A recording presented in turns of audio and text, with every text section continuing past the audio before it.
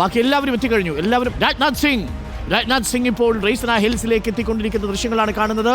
ഇപ്പോൾ നരേന്ദ്രമോദി സർക്കാരിൻ്റെ 2ാം മന്ത്രിസഭയിലെ പ്രതിരോധ വകുപ്പ് മന്ത്രി എന്ന് മാത്രമല്ല BJPയുടെ എല്ലാ പോരാട്ടങ്ങളിലും BJPയുടെ ഉന്നത നേതാവായി നിതിൻ ഗഡ്കരിക്കും അമിത്ഷായ്ക്കും ഒപ്പം നിലയുറപ്പിച്ച് അദാനി എത്തിയിട്ടുണ്ട് കേട്ടോ. അദാനി എത്തിയിട്ടുണ്ട് അല്ലേ? കങ്കണ റണൌത്ത് നോക്കൂ, ഈ തെരഞ്ഞെടുപ്പിൽ തന്നെ വിവാദമായ മറ്റൊരു വിഷയം കങ്കണ റണൌത്തിന് ചണ്ഡീഗഡ് വിമാനത്താവളത്തിലേറ്റ മർദ്ദനമാണ്. കങ്കണ റണൌത്ത് എത്തി. രാജ്നാഥ് സിംഗിന്റെ സീറ്റായിരുന്നു കേട്ടോ അത്. അല്ലല്ല അത് രാജ്നാഥ് സിംഗിന്റെ സീറ്റിൽ അവിടെ വലിയ പ്രശ്നമാണ് കേട്ടോ. അത് മോദിയുടെ സീറ്റാ. മോദിയുടെ സീറ്റാണെങ്കിൽ ഇടതുവശത്ത് ശിവരാജ് സിംഗ് ചൗഹാനും നിതിൻ ഗഡ്കരിയുമാണ്. അതുകൊണ്ട് ഞാനിങ്ങനെ വളരെ ശ്രദ്ധയോടെ നോക്കിയിരിക്കുക. വളരെ പ്രധാനപ്പെട്ട ചില സൂചനകൾ ഉണ്ണി ബാലകൃഷ്ണൻ ആ ഇരിപ്പിടങ്ങളിലുണ്ട്.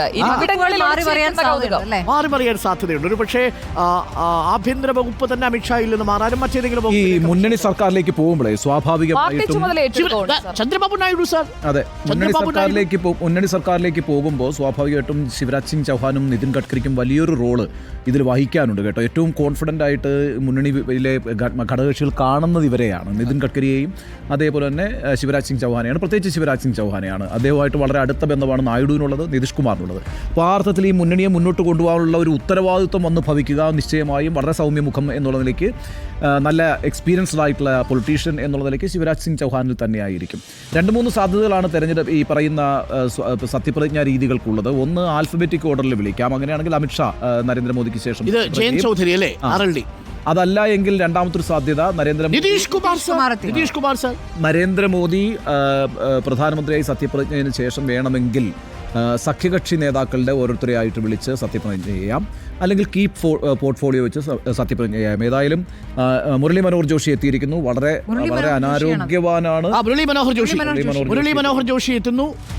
നോക്കൂ, അദ്ദേഹത്തെയും നരേന്ദ്രമോദി ചെന്ന് കാണുകയും അനുഗ്രഹം നേടുകയും ഒക്കെ ചെയ്തിരുന്നു. അതെ, മുരളി മനോഹർ ജോഷി എത്തി. പക്ഷേ LK അദ്വാനിക്ക് എത്താൻ കഴിയുമോ എന്നാണ് അറിയേണ്ടത്.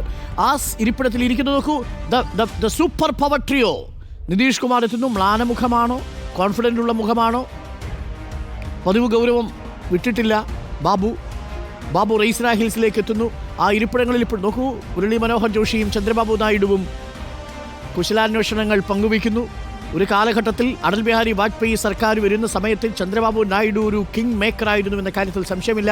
അന്ന് ചന്ദ്രബാബു നായിഡുവിനെ മുൻനിർത്തിയാണ് പ്രധാനപ്പെട്ട രാഷ്ട്രീയ നീക്കങ്ങൾ നടത്തിയിരുന്നത്. ഒരൊറ്റ രാത്രി കൊണ്ട് ദേവഗൌഡ സർക്കാർ താഴെ പോകുമ്പോൾ ഐക്യ ഗുജറാത്ത് സർക്കാരിനെ തിരികെ കൊണ്ടുവരാൻ കിങ് മേക്കറായ ചന്ദ്രബാബു നായിഡു വഹിച്ച പങ്ക് ഇന്ത്യയുടെ കൊയിലേഷൻ രാഷ്ട്രീയത്തിലെ പാഠപുസ്തകങ്ങളിലെ ശ്രദ്ധേയമായ ഒരു അധ്യായമാണ്. റെയ്സിന ഹിൽസിലെ മനോഹരമായ സായാഹ്നം നോക്കൂ, മനോഹരമായ നീലാകാശത്തിന് ചുവട്ടിൽ റെയ്സിന ഹിൽസ് ഇങ്ങനെ തിളങ്ങി നിൽക്കുന്നു.